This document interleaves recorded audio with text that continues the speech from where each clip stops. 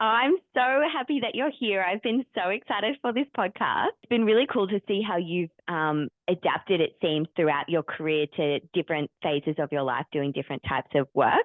And it keeps it interesting, keeps it different. Well, Yeah. really, the birth culture itself is so, across the span of my involvement, so much change, and so much change in terms of the social context and the mindsets really of women and their families, and let alone what's going on in the hospitals and so on. So it's a ever changing Yeah. situation. Couldn't agree more.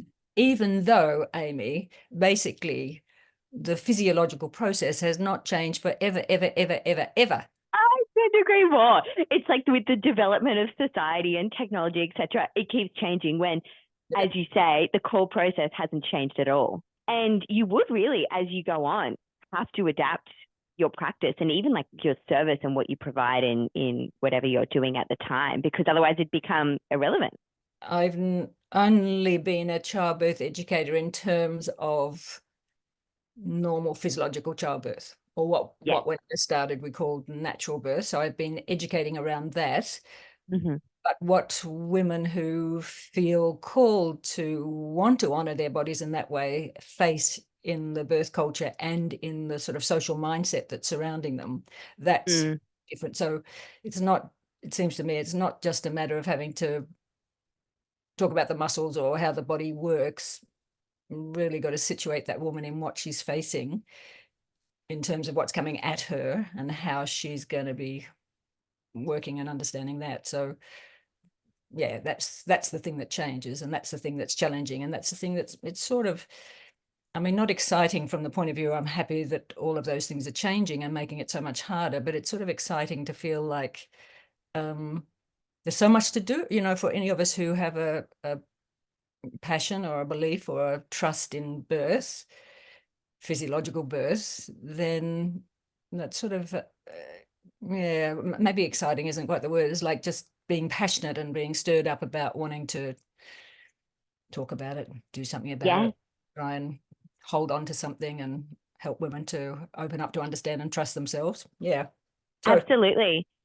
Absolutely. And I even think passionate is the right word, because when that something that we love is being so at risk, it does really drive up that passion and makes it almost like, I guess you appreciate it more because you're so motivated to make sure we don't lose it. Yeah. yeah, No, I couldn't agree more.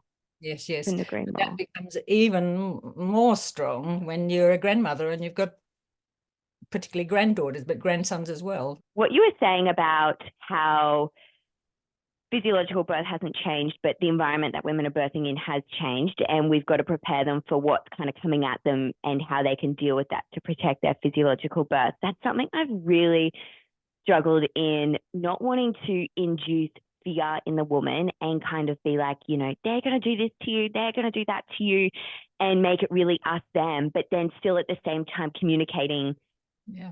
what's the reality of it. How do you go about that? That's such a tricky balance. My main sort of view into the birth culture now is doing far, far, far too much birth debriefing. So each of those stories, the birth debriefing stories, I mean, they have a personal element of the woman and her life situation and her partner and, choices and desires for the family and so on. But they give insight into what's happening in the birth culture.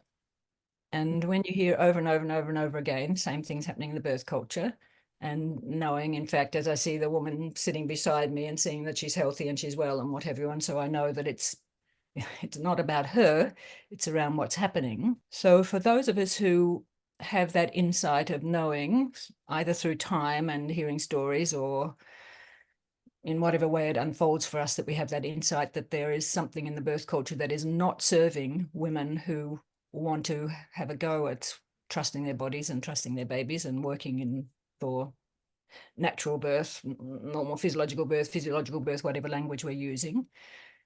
It doesn't serve them to not let them know what the fuck they're up against. Yeah. So certainly, like I guess if I'm doing a public talk, which I do a lot of, Mm. as opposed to being in front of a particular woman or, couples, I mean, I'm just going for it. We just need to wake up. They Yeah. need to understand, so that they can be hopefully making choices that will give them half a chance.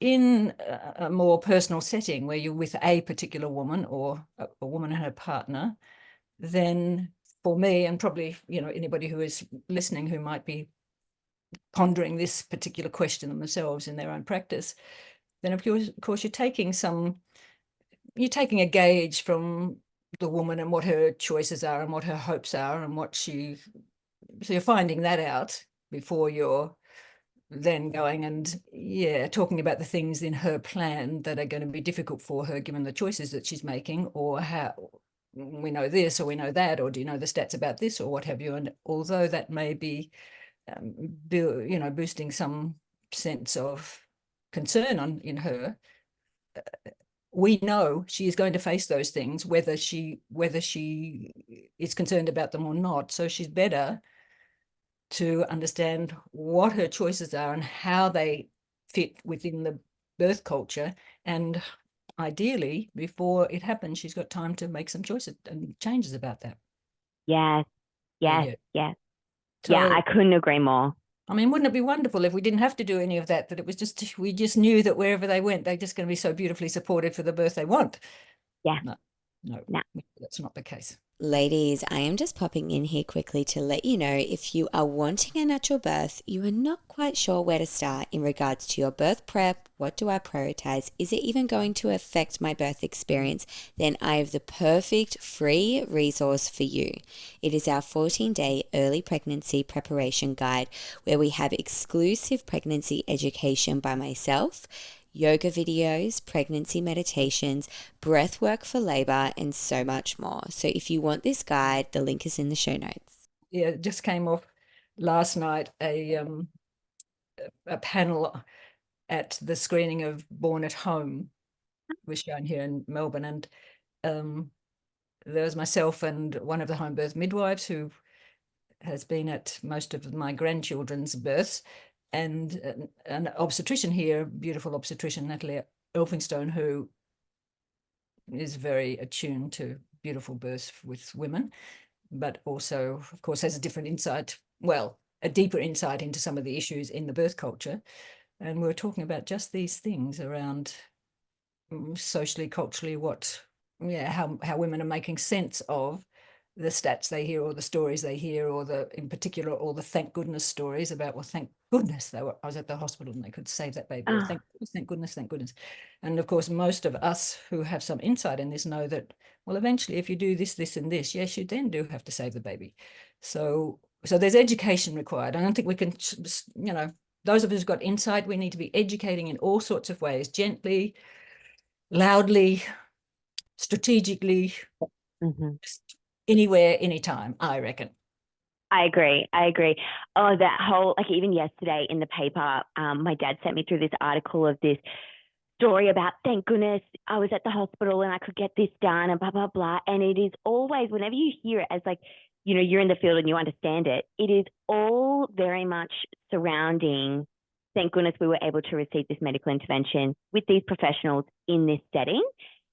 And when you're actually reading it, the thing didn't even make sense. Like, she had a cesarean in the first place. Of course, she's in the hospital. And of course, these issues may have happened, and that'll A, B to C. And she was famous too. And it made me so sad, because that is the culture that then just surrounds and it just spreads. And that's what people hear.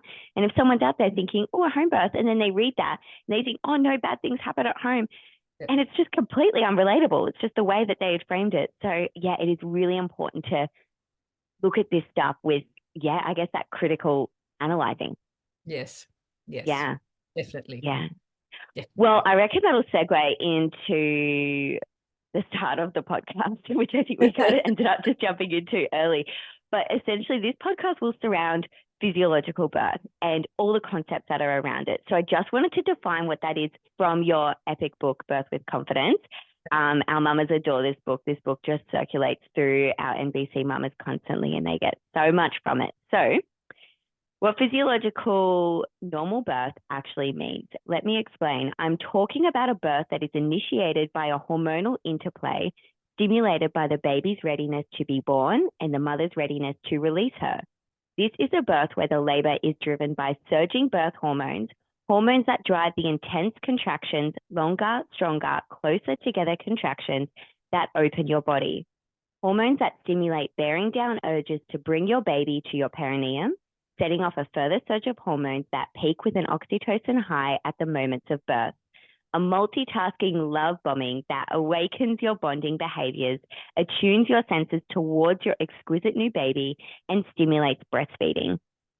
Hormones that at the same time initiate the passing of the placenta and the contractions of the uterus to mark the completion of birth. When I read that, I just thought, gosh, that's such a great compilation in one little paragraph. Yeah, I mean, it's so simple, so beautiful, huh? Absolutely, absolutely, absolutely. So many women ask me at the start of their pregnancy, they're inclined towards a natural birth. They feel like it's what they should want, but they don't really understand why. And they kind of come to me being like, why don't I have the epidural? Why don't I have the cesarean section? What would your advice and guidance be to those women who ask that?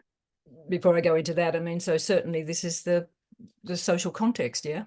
This is what's happening, yeah? And of course, we have to be clear, they don't have to, you know, if they want to, okay, then they're up against some things, but they don't have to. Nobody says they have to. They can have the baby any way they like now. And of course, for some women, they might want to, but their health, their well-being, their babies, something about that requires the medical interventions, which are brilliant. You know, any and all of those medical interventions, absolutely brilliant when they're needed. And we're very lucky in Australia to have access to those interventions, because there are many, many women across the world who need some of these interventions and cannot access them. So we're privileged, and in any of my work, and I'm sure in your work, I'm not against any of those interventions.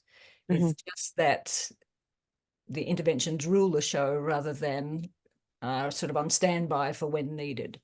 And this is the thing that so many women don't understand. So a woman with that sort of query about, well, should I have a go?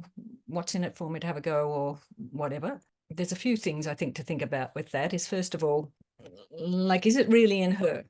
Because it's too, particularly with the first baby, it's too hard of a gig to be doing it to try and please somebody else, or because somebody thinks you should be able to do it, or what. Yeah, so it's got to be something that is really sits with her in terms of her lifestyle and how she is with her body generally, and how she is in, and be supported, presumably, hopefully, by her partner.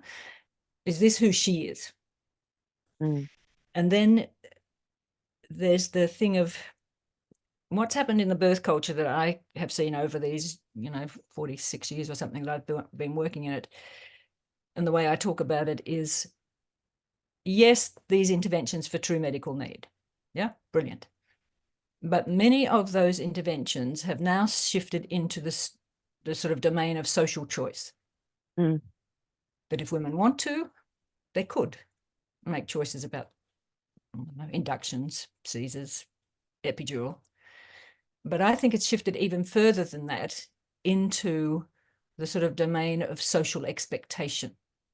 So that there are pressures on, well, you should have the epidural, or she's hearing those things, and she's hearing the thank goodness stories. So that social expectation about that it doesn't really work. So that social expectation to tap into those medical interventions, that's partly what's pressing on her as well. And if she's not in a circle where she's hearing any positive stories about the births, that particularly first labor, hard work, but that they go beautifully and all those hormones kick in and how wonderful.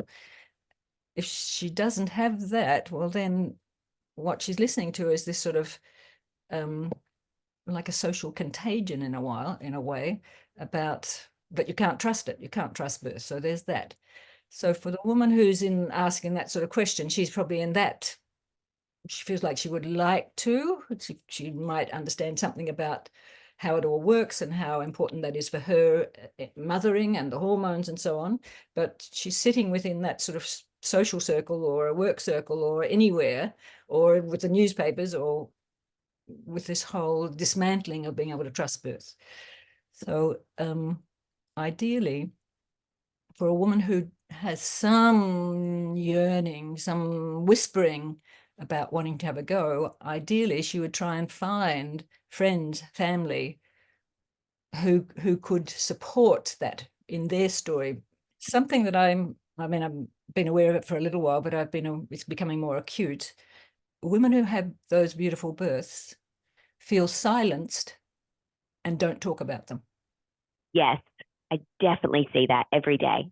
Because if they do, apart from in their smaller circles and things, of course they would, but in a more general setting, if they do start to talk about all the beautiful births and how wonderful and so on, then the general reply to them, oh, well, you're lucky, you're lucky, or no, they're not lucky, they're informed. So for women who are in this quandary about, well, the bombardment with the cultural message that it doesn't work and you poor thing and, we can do this, you should do this, so on, but who have some spark of feeling like, well, healthy body, like to honor it, but where are they hearing the positive stories? Asked the question when I was giving my talk.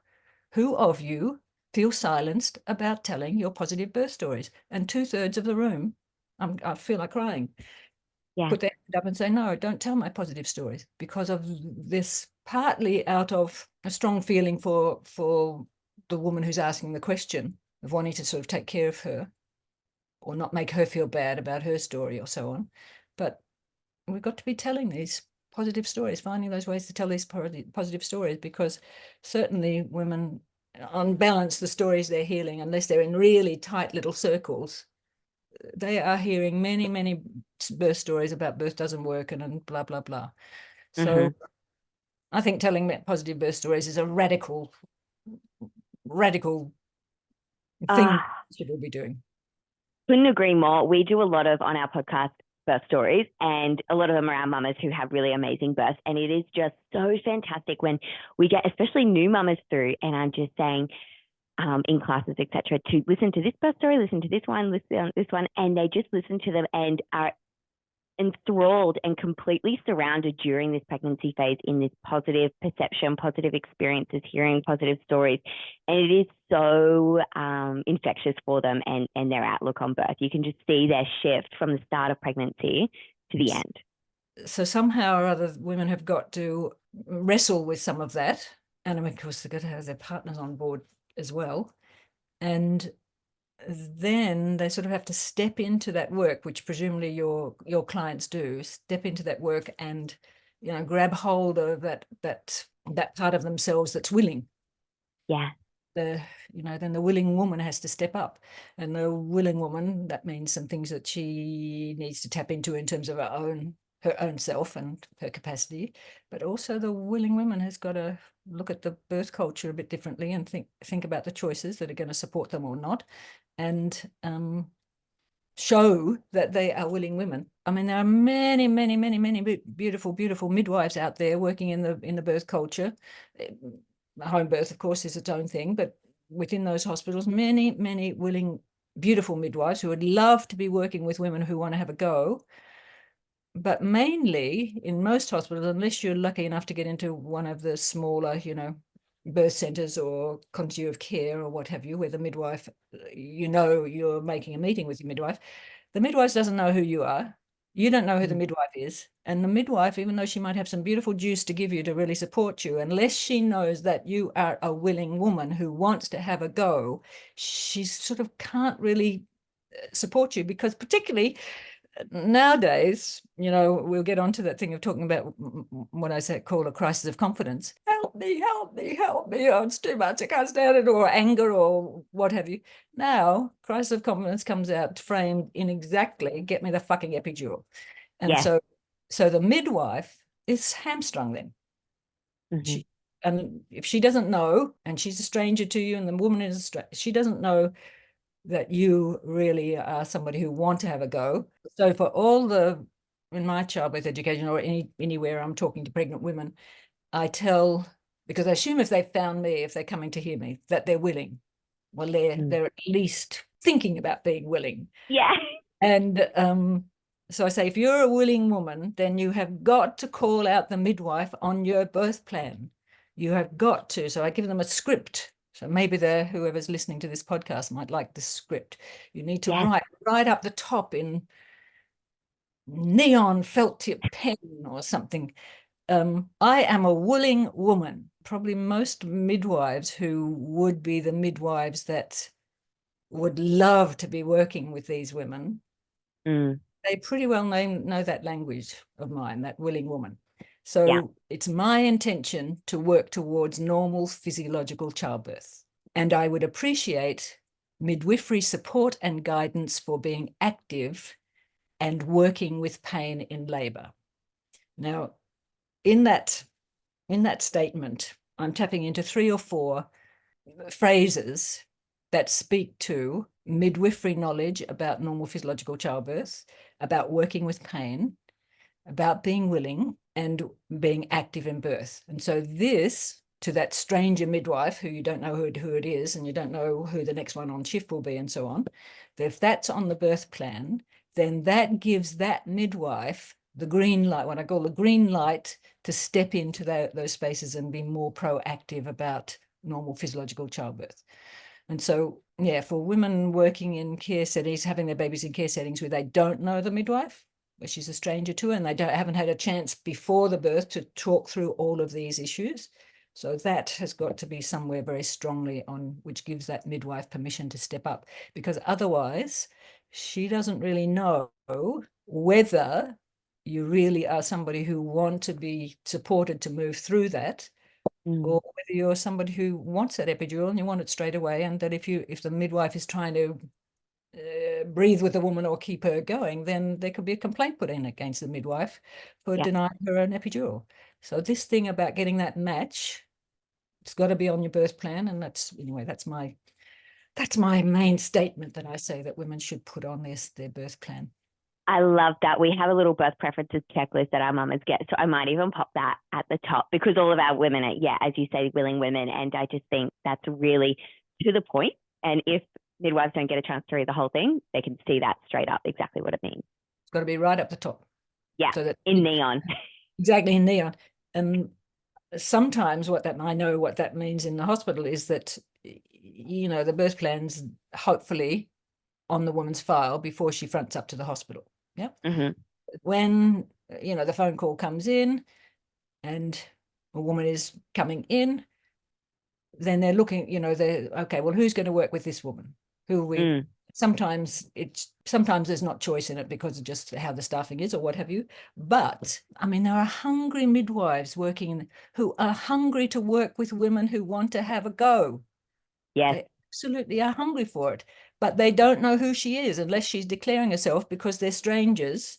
And so this really robs that midwife of often a lot of her satisfaction, but also a lot of her being able to use her best midwifery skills. If that's needs to be on the birth plan before you get in there, so that then when the midwives are working, well, who's going to be with this woman? That midwife snatches that birth plan and says, let me get with that mum. Yes. Working with her. Yeah. I have definitely been that midwife before. I even tell our dads when they call up, say, we're coming in, just a heads up, we're having a physiological birth. If there's a midwife available who's into that, we would love to have her. Another way. Yeah. Women have got to declare. Yes. Into that topic of a willing woman. So you referred to this willing woman, and these willing women are essentially willing to do what it takes to have a physiological birth. So these days, with the plethora of interventions to end the pregnancy because you're over it, to end the labor pains because you're over it, it is very, you say that the willing woman has to have a strong sense of value towards health and an interest in the biological process of birth. What do you think about if a woman pre-pregnancy isn't overly healthy, she's not the fittest woman, but she falls pregnant and she's really keen to have a natural birth? Can she develop that value during her pregnancy experience? Yeah, I reckon. First of all, there's a bit of a I've read some evolutionary scientists about this. The childbearing capacity, obviously it's influenced by our more general health and so on, but it's quite a robust system apparently in the human body, and probably in most other, certainly mammals or other animal species. It's a robust system that can more or less hold its own, because it's so important to get that next generation out into the world. It can sort of hold its own even though the body has other challenges. it's not always the case. Certainly some aspects of women's health totally impact on their reproductive system. But just in answer to your question, some women who are not necessarily fully healthy otherwise shouldn't necessarily be thinking, well, then, you know, my body won't work in this regard either, because oftentimes it will. Yeah. So that's one thing that I would say. The other thing that I would say, certainly, I mean, ideally during pregnancy, if not before, and I mean, I think probably there's much more emphasis on pre-pregnancy preparation now, which is good.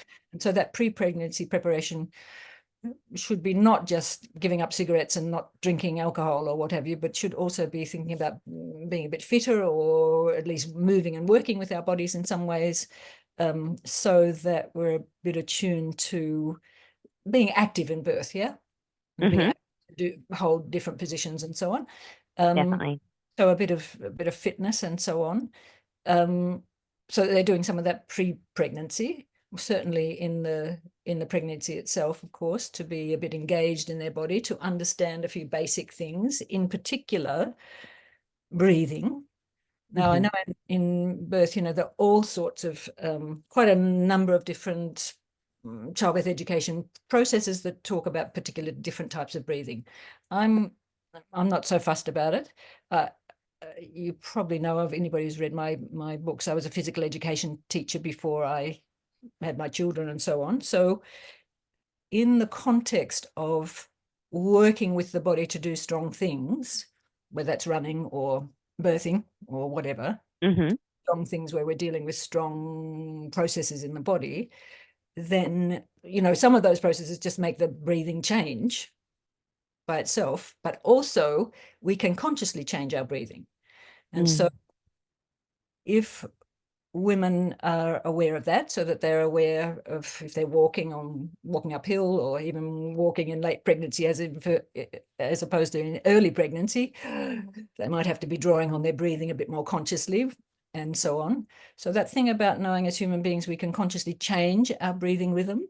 And so that's really foundational to women working into the strong, you know, physiological demand of a labor, just like it is if you're in the weights room, or if you're running a fun run, which is not usually so much fun, but it's good at the finish. Yeah. But about being, just knowing that our breath can be our friend. It can be hijacked by our emotion, or it can be hijacked by panic, or it can be hijacked by nervousness if the setting isn't so conducive.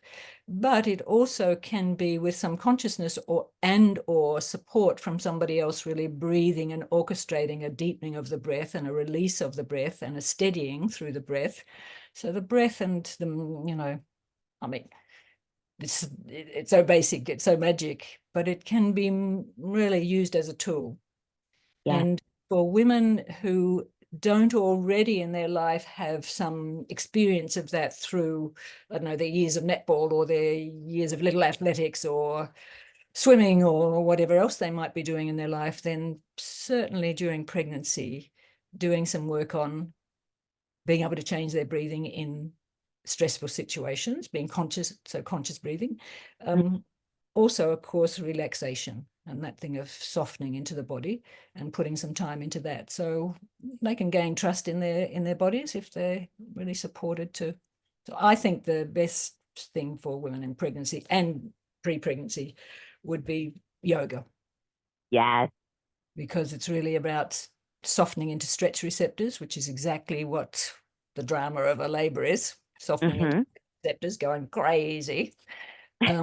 To the nth degree, and knowing how to change their internal state through their breath. So that's... Couldn't agree more. I actually find you saying just what you said then made me think of, I feel when you can hear someone else's breath, someone taking a really raspy inhale and a raspy exhale, that is so calming, and it just automatically translates to you. And that's something that I often tell our dads if the mums are in crisis of confidence, that you call it, them breathing with them and even like holding them and feeling the chest and hearing the breath. It is just so calming and relaxing, and it's just infectious to the mum as well. Yeah. Yeah, change Mm, dynamics in the body. So mm. women they can do it. Yes, If yes. there's That's if there's not any other medical complications, which is sometimes the case with some women, they're well served. But for women who are reasonably healthy, they can do it. yes, yes. Absolutely. Oh, that's great. I think that's a really great reassurance, because when I was reading that part in your book, I was interested. I was like, the willing woman, does she have to have, because I've seen like plenty of women who definitely aren't necessarily healthy, in my opinion, and then they'll have these epic birth experiences. And I don't think they necessarily yet have to be the fittest and healthiest women. So that's interesting to hear that from you. So in regards to pain perception, I was so excited to ask you this question, because this is something I consider a lot. How can we actually help the willing woman truly change their pain perception, let go of the layers of negative belief about pain, the victim pity mentality towards pain, and truly surrender during pregnancy? Because I find even in life, and then, in life we have these limiting beliefs that we need to change, and that can take years and years and years. Pregnancy is such a short amount of time. How do we help these women change these pain beliefs in such a short amount of time? It's hard because of the social context. So the social context is, we've placed birth in hospitals. So a mindset about pain, I mean, it pretty well amazes me whenever I do talks anywhere or whatever, you'll ask, who's spent time in hospitals, because of accident or illness or what have you? And so many people have. So many people have. And of course, in that context, they've gone into hospital because something is not good or accident, and the pain that they're feeling is out of the damage to the body or whatever. And that hospitals in that context feel like the best thing they can do for that person is to make them pain-free so that their body can get on with the healing that's required. So hospitals are connected to pain relief and have good, resources and tablets and injections and professionals. Yeah. So entirely appropriate. Yes. Mm-hmm. However, we place birth, normal physiological process, into a hospital setting. So some part of the mindset of every pregnant, soon to be laboring woman has got, well, what should I say, some disquiet about, well, how will the pain be? Particularly because of this sort of overlay between whether or not they're having a home birth, whether they've gone that far. But if they're going into hospital, then it's like a default setting about pain is that the pain is something unmanageable and it needs to be helped. And also, I think it's a default setting about the pain, particularly if it's very intense, must mean that something is going wrong. Yeah. Whereas we know it can be very, very intense, and it's a body signal to say this labor is going fucking brilliantly. Yeah. So I say half jokingly, like if women are not going to have their babies at home, which ideally, hopefully many of them will make that choice, but if we weren't doing births at home, then if we did births in the weights room at the gym, we would have quite a different mindset about the pain. Or if we did birth in the room where they do the cycling spin class, or anywhere where we're working with our bodies physiologically for strength, for health, for wellness, for achievement, or what have you. And I mean, even on the running track or something, I don't know, any place where the mindset is about effort in the body equaling the functional physiological pain of the body working at peak performance, which many of us are going for. If we shifted that mindset, then I think that for a lot of women, that would shift a whole lot of things. So that's So true. one of the things that I would be, anybody ask me these questions, these are the sorts of things that I say. Yeah. That's what we're here for. Yeah. Go and have your baby at the gym. That people aren't going to be falling all over you, trying to hold drugs, and they're just going to be saying, high fives all around. Exactly. High fives all around. Doing brilliant. That's it. Just breathe into it. Hold it, whatever, all that stuff. So we need to shift that sort of cultural social mindset, I think, and in whatever way those of us who are educators are talking about birth can make these, maybe they seem a bit crazy, but it's like, I see it, and it's particularly with the guys. Ask, who of you go to the gym? Yeah, so many of them do. Who of you in the weights room? Yeah. Are you feeling, physiological effort and pain in your muscle? Yeah. Okay. This is what we're dealing with in terms of labour. Brilliant bodies. Hard. And in addition to that, if you said like, "Oh, this is really hard, I can't lift this," and your friend was like, "Yeah, it's okay. Let's lift it for you with this forklift," you'd be like, "No, you want that encouragement in that moment. You want that reassurance. No, you've got this. You can do it." It's the same thing. Exactly. And all of these things, they're not 100% equivalents, of course, but there's more about being in a yoga studio and giving birth on the yoga studio floor and what would support the mother to trust her body and to breathe into her body and work with her body and release the stretch receptors and so on, than placing birth in a hospital and thinking it's all about things that aren't working and things that are going wrong and that we need to, fix it. Yeah, absolutely. Absolutely. Okay. So really kind of shifting for pain perception, the concept of, even if we're birthing in a hospital, trying to really get rid of that idea. Yeah. Yeah.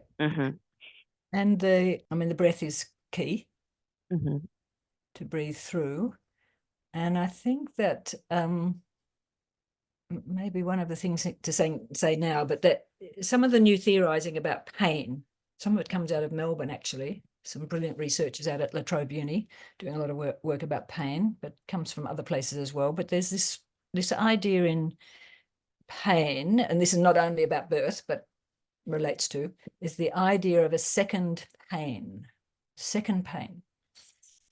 So whatever is happening, either the body working in our case, or something is going wrong, one of the things that can help is to introduce a second pain. It's particularly appropriate in the context of physiological pain, of things going well but strong.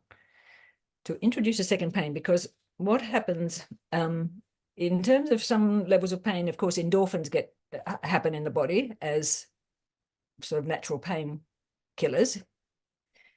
And the idea, this new idea, I mean, when I say new, it's probably 10 years old, but it's a step up from many educators, many midwives, many people would understand about the gate control theory, which is trying to disturb the pain signals at source. So the hot water bottle or the TENS machine or the massage or the pressure or what have you. So that disturbs the pain. The gate theory disturbs the pain signal from getting so strongly to the brain. The second pain is that when in our case, the mother is feeling the functional physiological pain of the contractions of her body opening, then with a second pain introduced, the body gets a bit confused about what's going on and just floods the whole area, the whole body system with endorphins. And so this then is then that brings some magic, So that can be the classic example is the sterile water injections. Yes. Which I've never had them myself, but I've been with many women who have, and they're not much fun when they're going in for that first 30 seconds or so. But so that's the second pain. But then there's that flooding with the endorphins that come through that really help. So yeah, understanding about pain, understanding about how to modify our body in relation to pain through breath and movement, the rocking, the swaying, the releasing, rather than tightening around and against the pain. So all of those things are important to understand, to really shift those pain perceptions and to, particularly in birth, to understand it's really like you would in the gym. It's painful, it's challenging, but I'm working to a bigger purpose. Yes, my fitness, my well-being, or in this case, the birth. So you can hear the phys ed teacher in me, yeah? Yeah, absolutely. Yeah.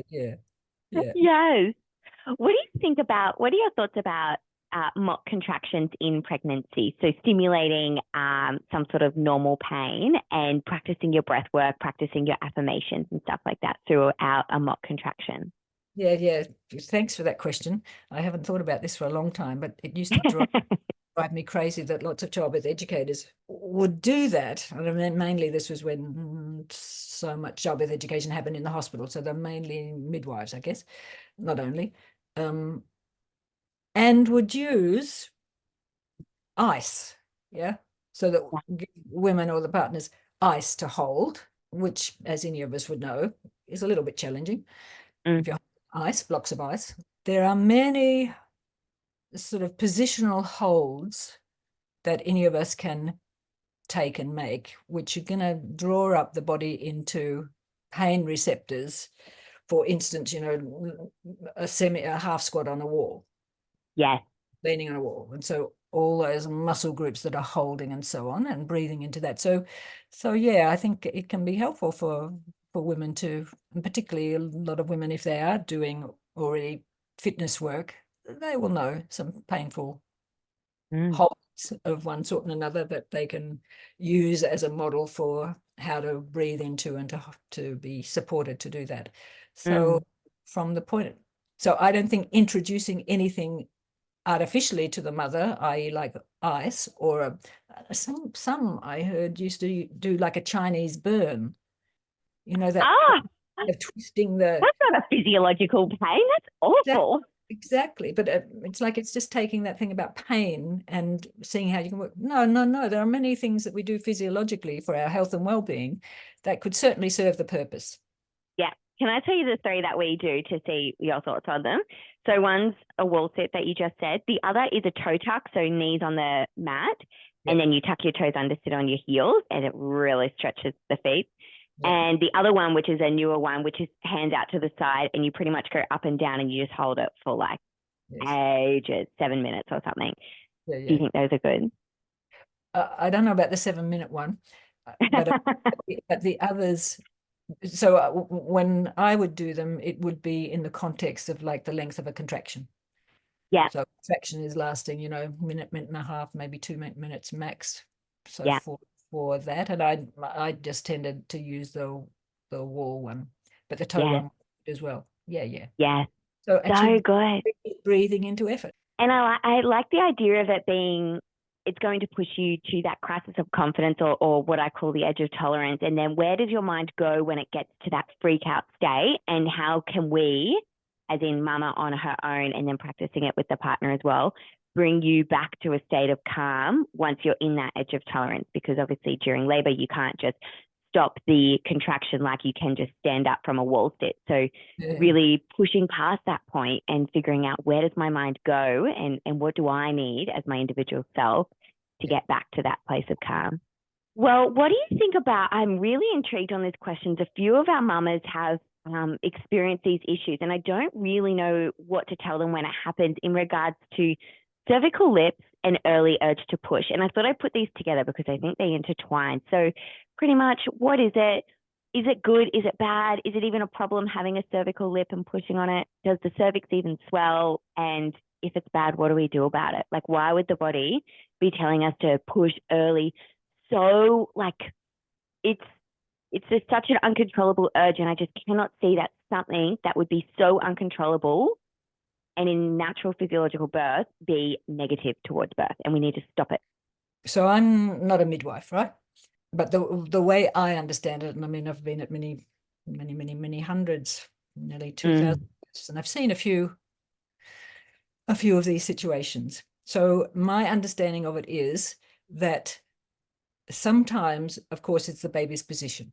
Just to riff on that for a little bit. Yeah. If many pregnant women are living much more sedentary lives than we used to, that they're sitting or they're in static positions for long periods of time. And so this isn't really ideal for babies to have that sort of free movement to get into those most advantageous positions for the birth. And of course, I think spinning babies is really on top of this, and ideally women are particularly at least doing the stuff of the sort of daily essentials to be in a way tempering the lifestyle issues that would have them being in more static positions and so on.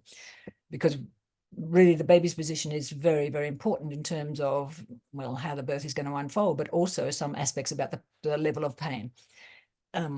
So baby's position can be part of, and babies, of course, if the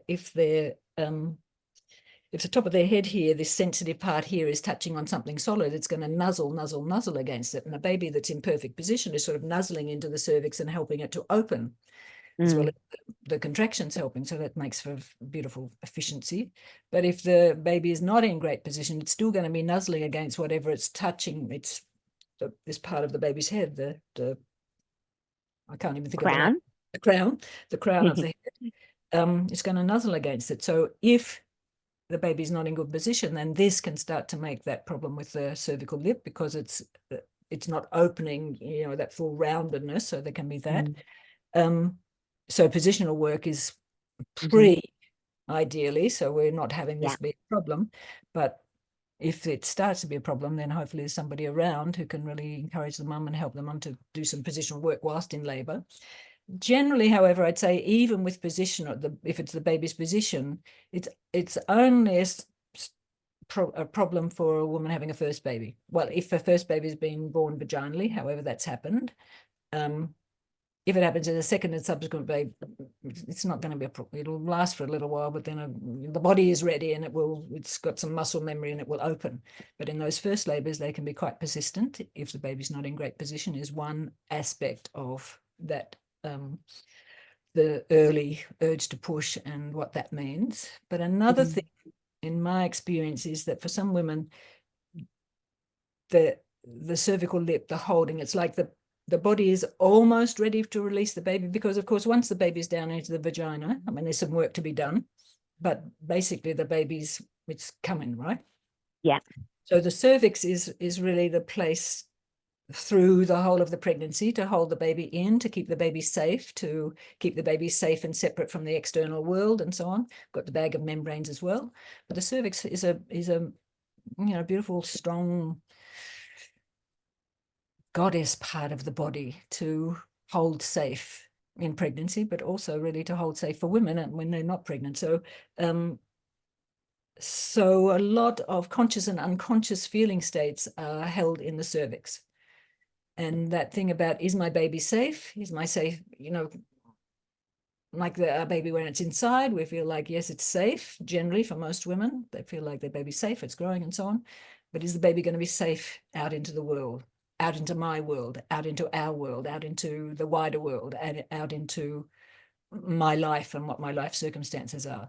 So coming more from a psychological and emotional place and understanding how all of this can impact the body, sometimes a holding on that cervix can be an emotional holding about, is it safe to release the baby?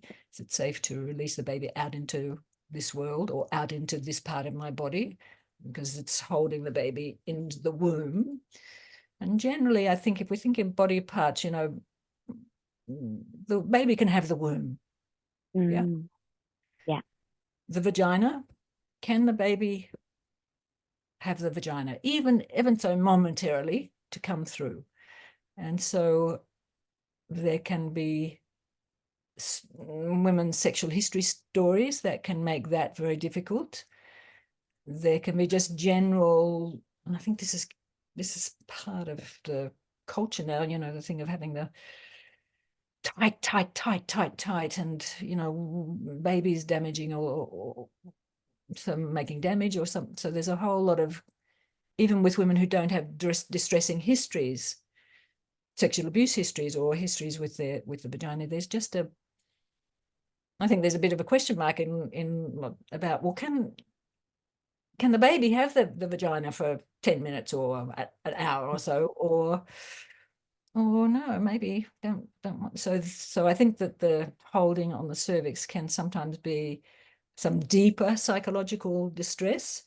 And of course, in my experience, because of the way that I've worked with women that I get to know, and I know. And so if if these are issues, then we work through them as much as we can and understand that something of this might come up and we might need extra support at this point to move through it. Or many midwives are aware of all of these things as well. So there could be psychological and emotional things or mindset things that hold a lot of resistance to opening the body, because it means the baby's coming out into my arms, it means the baby's coming through my vagina, and what does all that mean? Yeah. If that's the case, then still being supported to breathe through, and maybe if women are working with caregivers who know what they're doing, then it can be that sometimes that's a time when a cathartic release is very helpful, of crying or releasing anger or whatever feelings there might be, but that requires the mother to feel safe that's the case. But yeah, so certainly babies can be born if we've got some good skills around women at that point to support them to do that work. But ideally also, if women know they have difficulties in their, what I call wild cards, then doing as much work as they can before the birth would be ideal thing to do as well. Yeah. Mamas, are you not local to the Sunshine Coast but want to prepare yourself and your partner for a natural birth? We have our amazing new course called Birth Circle, which is run exclusively online. It is literally the most in-depth, integrative, supportive birth preparation service that we offer here at Natural Birth Co. If you want tangible steps, holistic practices, and expert support individualized for you to prepare your mind, body, and partner for a progressive birth, this is for you. The link is in the show notes for an August start, and there is only limited spots, so get in quick. If you're a little unsure and you want to have a free taster of the course, being our How to Cope with Pain in Labour module, then there is also a link for this freebie in the show notes. So do you think in birth, if, ideally we don't even know what the cervix is doing, right? But then if we're in a hospital setting and the woman's pushing, and then usually the midwife will say, oh, we need to check that you're fully dilated before you're pushing. And there's some cervix there, she might be 8-9 centimeters. She might just have this anterior lip of the cervix. So it could be because of emotional reasons. It could be positional. What do you think we could do about it? Or what should we do about it when she's got this overwhelming urge to push? What do you reckon she should do? Well, I think first of all, you're trying positional stuff. Yeah. If women are working with stranger midwives, this is all very, very difficult. So of course, the easiest thing to do, not really in terms of consequences, but of course to get the epidural up. And then we go into that whole cascade. So in this context, then ideally, if it's a midwife who's got some grounding in physiology, she would encourage the mother to shift positions and try and work with and breathe through the contractions to see if it's about a positional thing. And for many midwives, of course, if they're a stranger to the mother, even if the midwife herself might have some sense that maybe there's an emotional holding here, very often midwives don't really go into that territory.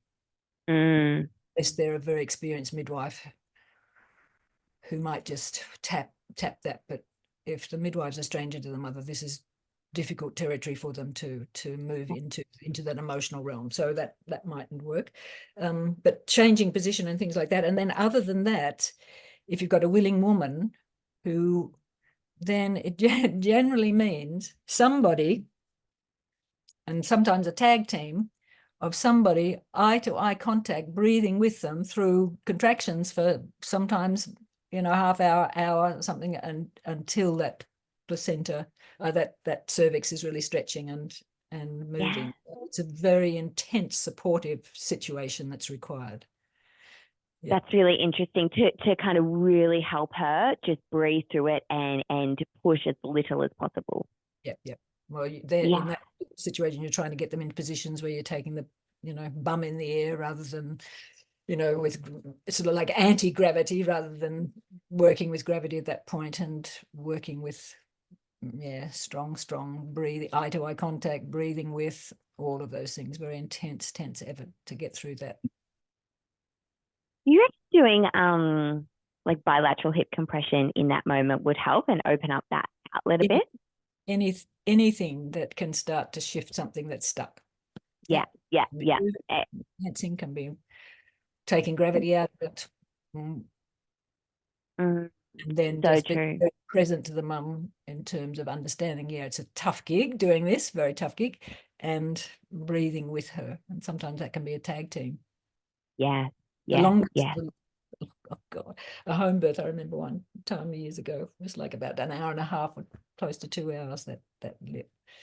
First baby, very willing woman, lots of different positions, tried all sorts of things. Yeah.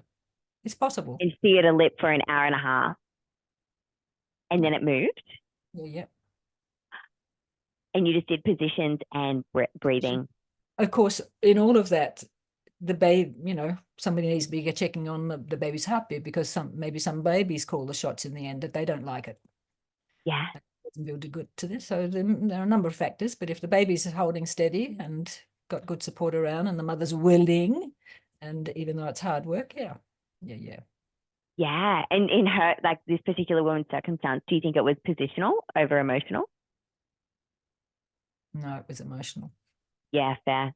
I've even had women, not going into labor, realizing it's about like not having renovations done that they really wanted to have done. It can be small stuff too, right? No, not the sort of deep things. Very funny. Yeah, in my experience, it's been more about those deeper issues, but life is changing. Yeah. So many things come into the situation. Yeah. Anyway, so the cervical lip, I'm just looking at because you sent me all of these questions, and I sat for a little while and wrote myself a few little notes. So I'm just having a look and seeing. Yeah. I think I've covered all the things that breathing through those support skills, changing position, psychological as opposed to the baby's position or the mother's position. Yeah, I've covered all the things that I thought about. Perfect. Okay, I want to transition into the crisis of confidence in the transition phase. And I'd love for you to, talk about what the crisis of confidence is. Can it be outside of the transition phase as well? So in the lead up to the transition phase, and how to best support women through that phase. Yeah. So when I started to use that term so long ago, my use of it was totally outside of transition. I used it particularly because women were coming to points where they felt like they couldn't go on, or it was too much, or it was too this or too that, long before they reached transition. I mean, transition, it's a walk in the park, transition. Not really, but we know, it's got such a momentum, and things are going to really change. But so I've got to step back from really talking specifically about birth and just talking about really what's been happening in the birth culture. And epidural changed so much in terms of that thing of normalizing the effort and so on, and the seduction of it. So then I was seeing that. I think another thing that I wonder is that many women, before they have their first baby, have not necessarily anymore, and for all sorts of good reasons, have not necessarily been very familiar with period pain when they're menstruating, what the first day is like, or the second day, or so on. And so, we know that when we're menstruating, our cervix opens a little bit to allow that blood to flow. So whatever sensations women are feeling when they're menstruating have something to do with some of the sensations that they're going to be feeling in labor, particularly in early labor, pre-labor, early labor, as that cervix softens and opens a little to let that blood flow.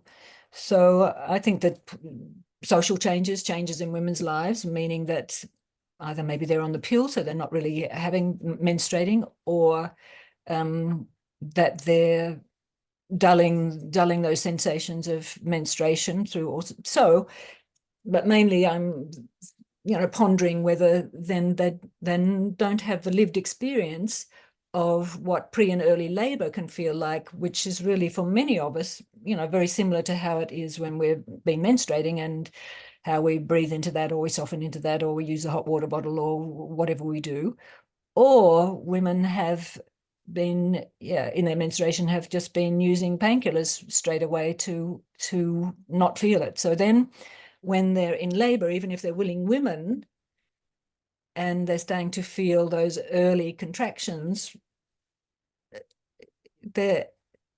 I think that for some of them, they're misreading them because they haven't got anything to compare it to, that they're misreading it and feeling like, oh my God, I must be getting close to, I must be really in strong labor or something or other. Whereas in fact, no, they're very, very in early labor or pre-labor or, So I think some of that is meaning that they're reaching these crisis of confidence points earlier, much earlier than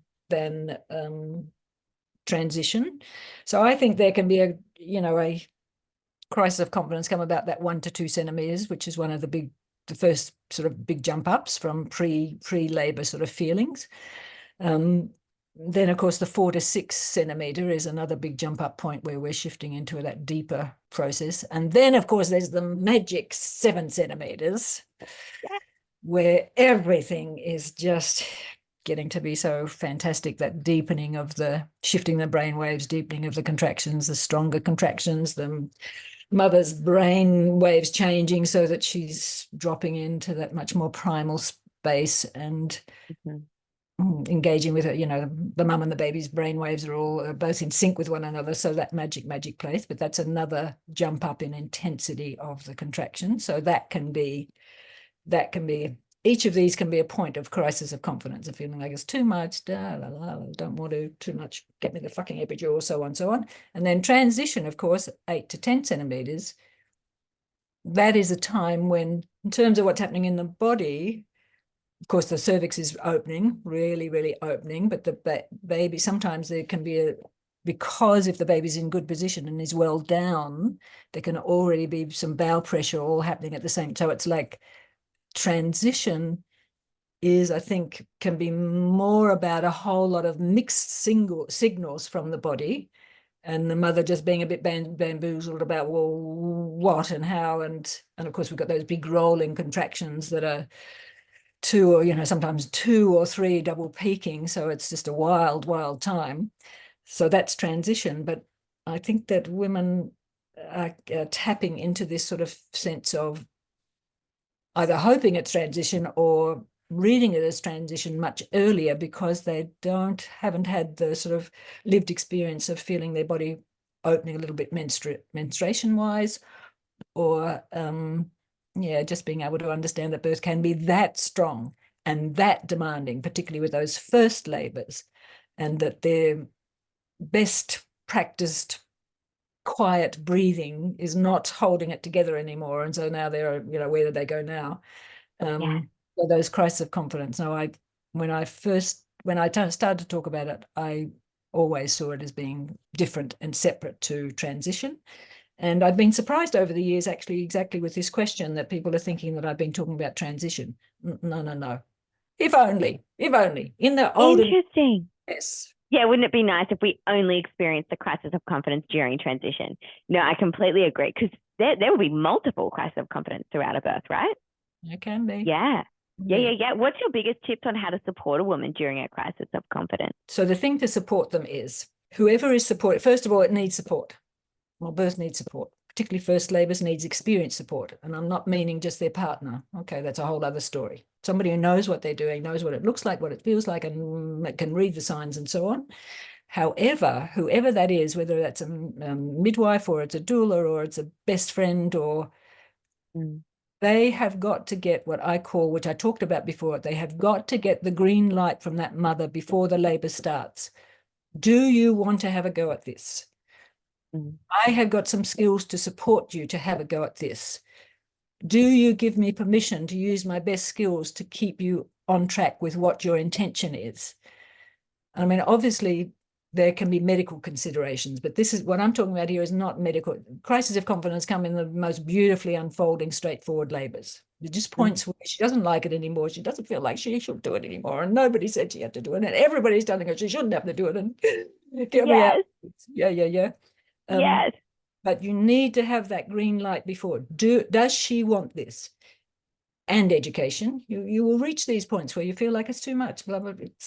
So in Melbourne, I don't know where you live, but in Melbourne, I talk about, to try and sort of normalize it, you go fun runs. Lots of people do fun runs. It's fun at the start, it's fun at the end. It's not too much fun, you know, all the way through it. And I say, well, it would be like doing a fun run. We could use up Mount Dan, you know, the start line is at the base of Mount Dandenong. The finish line is at the top of Mount Dandenong. And there's quite a few twists and turns and sharp edges and up tight, you know, steep inclines and what have you. Labour is a bit like doing a fun run up a major mountain or something. And that they're probably likely to be a few points along that sort of fun run where it's not so much fun and you're wishing that you'd stayed in bed and so on. So labour has these twists and turns and these jump up points where the contractions have been building and then the hormones are coming through more strongly. And so then we get some deeper, stronger, longer contractions. And of course, up into transition, we're getting double and triple peaking contractions that really throwing you around. So in terms of support, you've got to have that green light from the mother that, yes, she wants this. Partners need to understand this as well. On the one hand, they can't really give permission, but if they can't hold it together during some of these times where that intense support is needed, they should get the fuck out of the room. Yeah. And let somebody who knows what they're doing hold that together. And then when they can hear, I mean, these crises of confidence, maybe they can last half an hour or something, yeah? Mm-hmm. And then when we move through it, then she's going deeper. The hormones are shifting and changing. Her brain waves are changing. She's going deeper. And off we go. Another one might happen in another few hours, but, you know, 20 minutes, half an hour in a crisis of confidence. So if the partner can't hold that together, then they should get out of there. I mean, if you read that first book of mine, I go into much more detail about all these pain dynamics, and that really what women often are doing at that point is that they're looking for whoever they can get in a sympathy loop. So it could be their mother, could be their partner, because they're pleading, they're whinging, they're, you know, too much, help me. Wanting someone to feel sorry for them. And we say that with so much love. Yes, I completely agree. So all those people who would get hooked in a sympathy loop should get out of the room, go and have a cup of tea or coffee or something, or other, get out of that, listen for when things are starting to, But she, in those crises of confidence, women, doesn't matter what they've said before, they want out at that point. Yes. So, and they are so convincing during that time. And this is what I say to our dads. I'm like, they are going to be so convinced that something is wrong, that they absolutely cannot do it anymore, and that they definitely want out. It is like, and I completely agree in that call out definitely is, I need the epidural. And we actually just normalize that. Like, even in a lot of our birth stories, the mamas that had these epic births, they all say, they ask for the epidural 1, 2, sometimes even 3 times.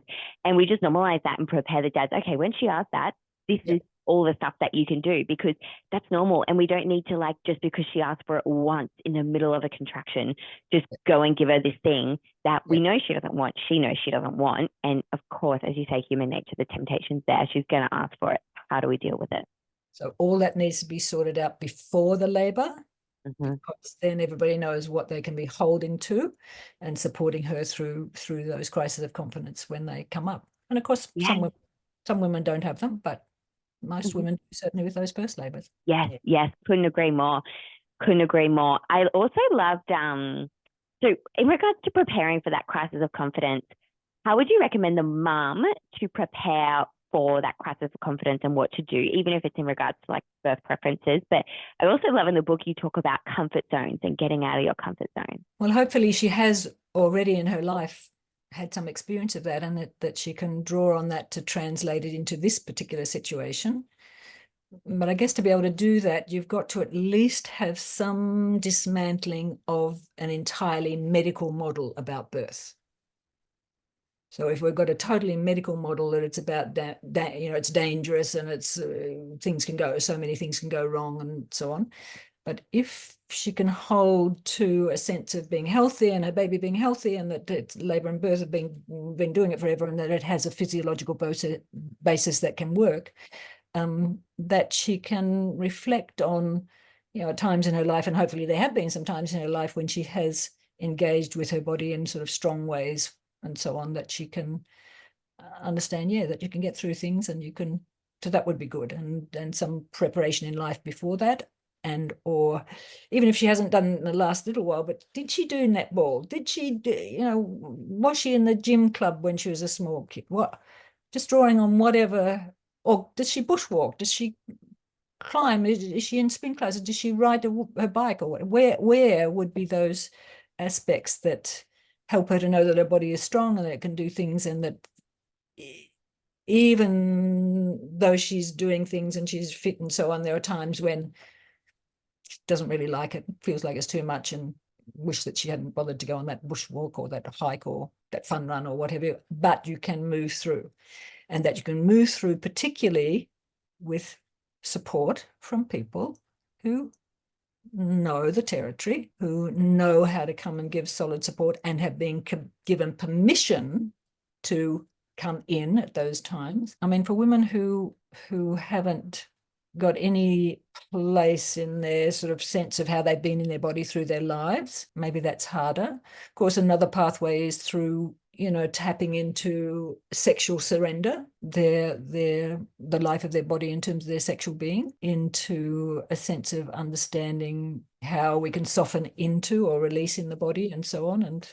And that part of that is then about feeling safe and so on, all of those things. So I think there's a number of pathways, but mainly having good support. I mean, in terms of, some of the research that's coming out about fathers at birth from a number of other countries, and nobody's done it here, but I'm pretty sure we'd have the same thing, that many fathers are more satisfied with the birth experience when the mother is on an epidural. Oh, yeah, that doesn't surprise me. That's a done deal then. And particularly if women have only got their partner that they're relying on. So women need to be, I think, encouraged to have experienced support.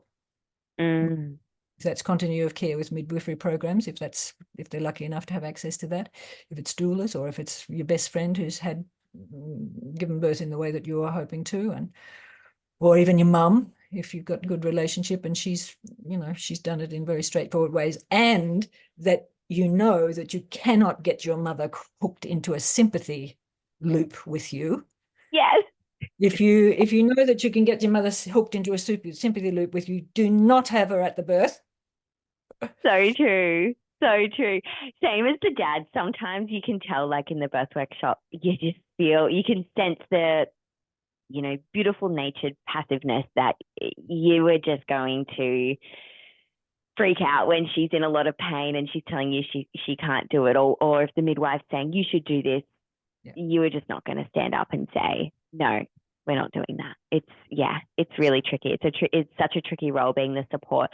In regards to the epidural, a few of our mamas, will have in their birth preferences, I will only have the epidural if it's medically required. I do not want it for pain relief. And then they will be told one thing or another that it is medically required. In your opinion, is there ever a reason that an epidural is medically required? And how do women and partners discern the difference between that during the birth process? I think probably a key one is a baby that's in really a persistent, difficult position.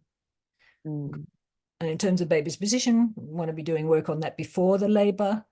Want to also be having women being active and moving and helping babies to get in. But if we tried everything, done, some of the spinning babies things and trying to flip to get babies to rotate or to what have you, then not only that the baby's in a difficult position, which makes the labour more difficult, more demanding, more sort of outside the realms of functionally painful, but also, babies in difficult positions that are not moving, they eventually don't like that. And so they're starting to, so epidural can sometimes just really work some magic in that regard.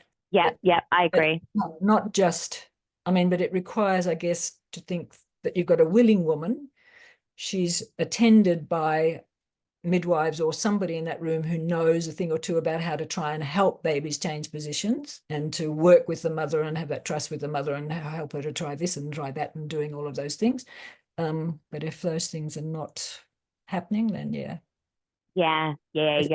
baby calls it. And I guess in discerning the difference, as you say, it's like a matter of, okay, we've got that difficult position, whether their head be tilted or deflexed or they're posterior or whatever, even though posterior can be very normal. But we've tried positions and we've tried rebozo, we've tried all these different techniques for, say, X amount of time and they're still not moving, that would then be like a potential call. Yeah. Mm. Or the baby calls the shots about doesn't like to do those inversions. The baby doesn't, or whatever. Yes. So they would be the key things, I think. Yeah. And what's your thought on the rest and be thankful stage of labour? What is it? And do we do anything about it? Do we leave it for X amount of time and then do something to get it back going? What are your thoughts there? Unfortunately, probably, I in my birthday briefing, hardly anybody gives it any time and space anymore. It's just like, well, you're fully dilated, let's get on with pushing. And of course, the body's not ready to push. So the rest and be thankful stage it's a big shift in hormones, but there's also a big shift in the sort of energy in the body, which has been drawing up. And now all that thickened band of muscle is now, up the back and behind the baby. And so the uterus is starting to close down behind the baby, which is really part of that, what's causing that pushing urge. And so there's a big adjustment in the body and what the muscle fibers are doing, as well as the positioning on the baby coming down and starting to nuzzle down out towards the bowel and so on. So it's as it's been termed, that rest and be thankful, that it's okay, all that hard build-up of work of getting that cervix open. Now there's an adjustment internally in terms of the processes of the uterus and the baby's adjustments. And it can last half an hour, or sometimes a bit more.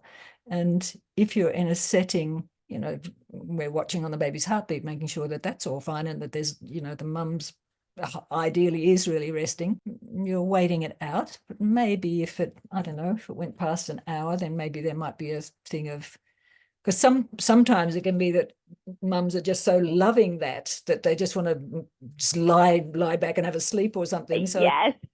Maybe some of the first things might be, if it's going on for a longer period of time, is just to encourage, what do you reckon? I think it's time to get up and do some walking or get some gravity into this or what have you. But no, I think in many hospital settings, they're all under the pump, to keep it going. So it's not really attuned very much in most hospital settings anymore to wait on that. So then they will maybe wait for a little bit of time, but not waiting on the body to give the signal, rather that the clock is giving the signal and saying, well, come on, let's get you in a position, let's get you pushing and so on. But no.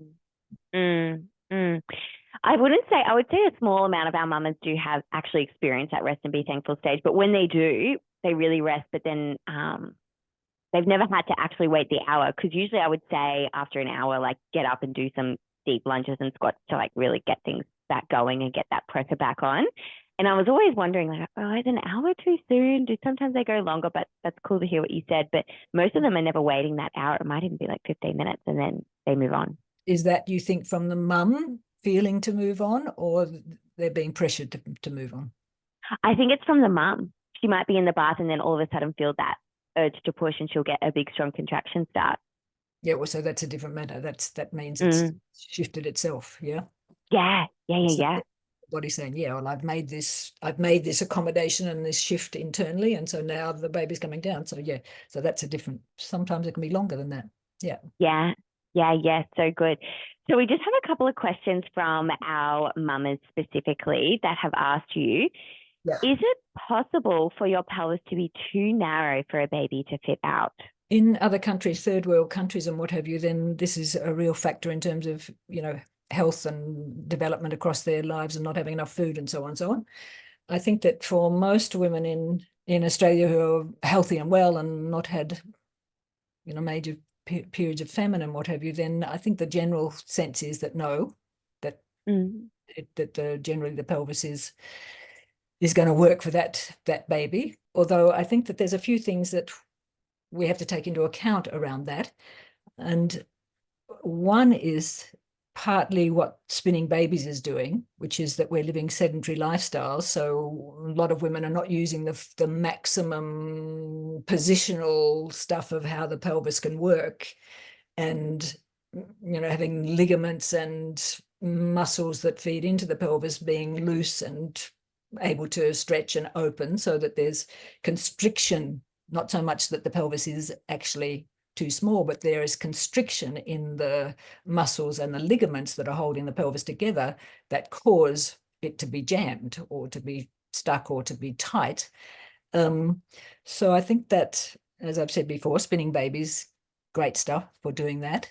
Also, and I'm sure you'd be aware of it, Amy, but there's now also a growing understanding of internal pelvic release work. So this is really about tightness in ligaments within the pelvic cavity. So that can be very helpful work if women are, again, some women are doing it here in Melbourne. We're a lot of this is happening, and some women are doing it really just as a normal routine part of their preparations to make sure their pelvis is really loose and free, and internally that there's no.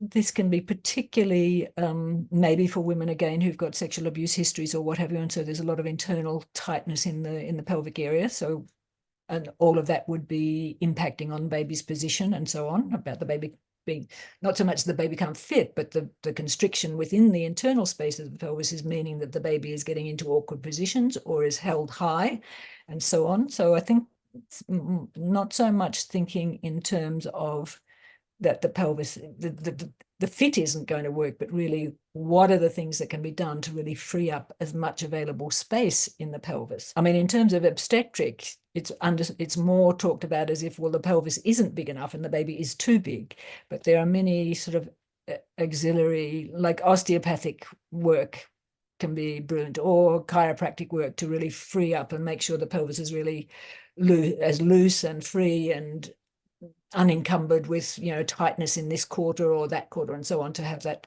And then the internal pelvic release work can be very helpful. And then, of course, being active in labor in terms of positioning. So I think it would be quite a rare case to be really talking about that the pelvis is actually too small. Maybe for some women, if they've had accidents in their life previously which have had damage to their pelvis, maybe there are stories there. When we were much more active and running and squatting and walking and lifting, and then probably all of the musculature and the ligaments and things were just in a beautifully fluid state for the maximum opening of the pelvis to happen. When we're living lives that are much more static, there's tightness. Yeah, so couldn't agree more. More on the case about doing some work on that. We're very much big on that. We call it body balancing. It's an at-home practice for daily movement, daily balancing of the ligaments and the muscles around the pelvis. It's massive. Yeah, exactly. Alrighty. So another question, why could I feel myself tearing, in brackets horrendous, when everyone said you couldn't really feel it? Okay. My pelvic floor just, when I read that. So I think that, when babies are emerging, the stretch receptors are just going to the max. And that feeling of stretch receptors is a particular tight, hot, burning pain. And it's so intense that it sort of masks most other sensations. Also, mostly in birth at that point, there's so much blood flow to that part of the body, on the perineum and what have you. So I think that for some women, the stretch receptors that are going to the max, they feel like it's tearing. They feel like it's tearing. Most often it's not. Sometimes it might be, but it's sort of an overwhelm of in particular that burning feeling of the stretch receptors. Yeah.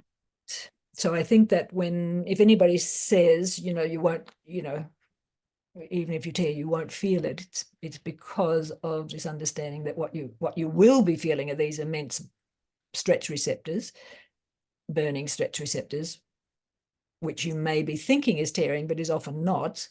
On the other hand, those sensations can be also masking the tearing. But when women say, I felt the tearing, I imagine they're also still talking about those stretch receptors.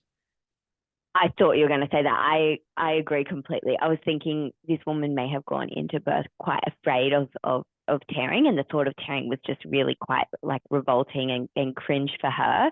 And it was almost misperceived, even though she happened to tear as well, probably, based on the question. Then, yeah, it's a misperception. Oh, Rhea, what a fantastic podcast. I have been, not going to lie, I've been flexing since we had a little email and organized this podcast to anyone who would listen, saying that you're coming on, and everyone's been so excited. So I'm so glad that we've done this. Would you like to share with the mamas? So I know in the past you've done birth workshops and you were a doula, and then you wrote your amazing books from all the knowledge that you gained from that. What are you doing now in the birth world? So pretty well still all of those things. I'm an old bird, and I'm so happy for all of these podcasts, and I'm talking about birth anytime anybody will ask me. So that's part of what I do. But I still do my couples workshops, although not as many as I used to do. So I do 4 of those a year. Some of them, they're here in Melbourne. Not that they're recorded, but they're real time online. Yes. Yeah. So there are a lot of people coming onto those workshops from other places, overseas, as well as here in Australia. So that's those. I'm only doing 4 of those a year. So we've had one already in February, one in May, one in August, one in November, all on my website. So that's a thought. There's that. I do birth debriefing, and I do birth debriefing. I do that in person and online. Some silver lining from COVID, many of us find, like we are here and now, that we can communicate and can be online and feel like there's a empathetic attunement between us, and that there's an energy that can transmit through all of the technology. So that's pretty beautiful. So again, birth debriefing, doing that, speaking at conferences and so on, going up to Alice Springs in a few weeks' time to do a whole lot of things up there, which is going to be fantastic. There's the conference, the Rebellious Midwives Conference in Sydney, coming up a bit later on. Then there's a few other day workshops that I'm doing in other places. But pretty well, I'm pretty happy to talk about birth anywhere, everywhere. Absolutely wonderful, Rhea. The mamas are going to get so much from this podcast. Thank you so much for your time today. Beautiful, Amy. Lovely to speak with you, and sounds like you're doing beautiful work up there as well.